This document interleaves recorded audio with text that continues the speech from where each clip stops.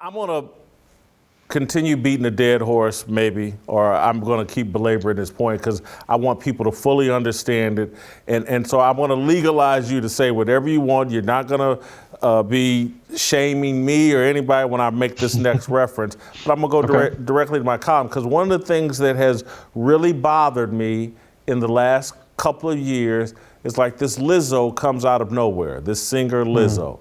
And she looks to be 300, 320 pounds or so. And I'm looking at mainstream media and the left try to normalize her obesity. Obviously, I have an obesity problem. Again, I don't want this normalized. I don't think it's healthy. And it's like everything they seem to be pushing seems to be connected to death. Because again, the lifespan of overweight people, much shorter.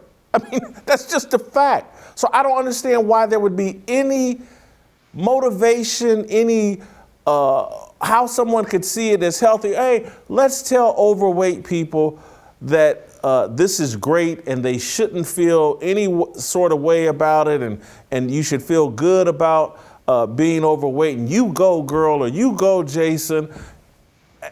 It's crazy, and that's where I go to the satanic deal, is because like and again, I've lived a promiscuous lifestyle. I'm not talking about things that, I'm not wagging a finger like I'm free of these sins, but again, it's not healthy.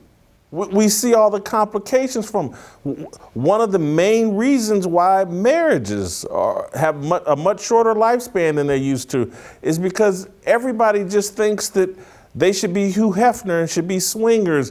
And it's all of this stuff. And again, the promiscuous lifestyle, when you go to these neighborhoods that have a bunch of kids outside of marriage, what do you see in those neighborhoods?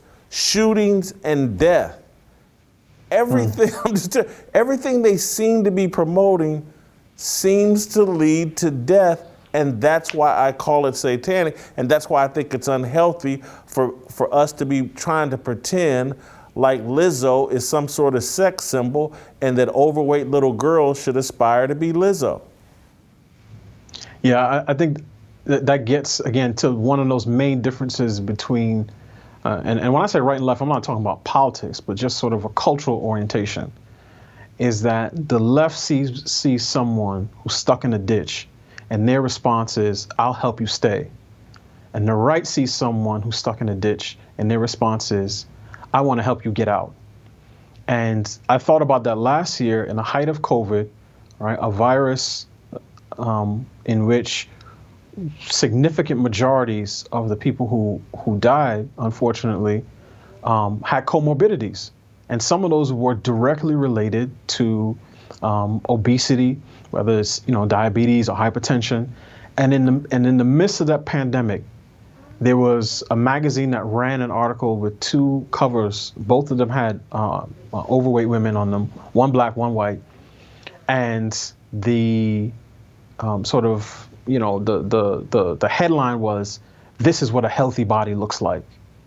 And they did that in the midst of the coronavirus pandemic. Because again, there's no sense of going too far on the left. And you're right. A lot of these things lead to death.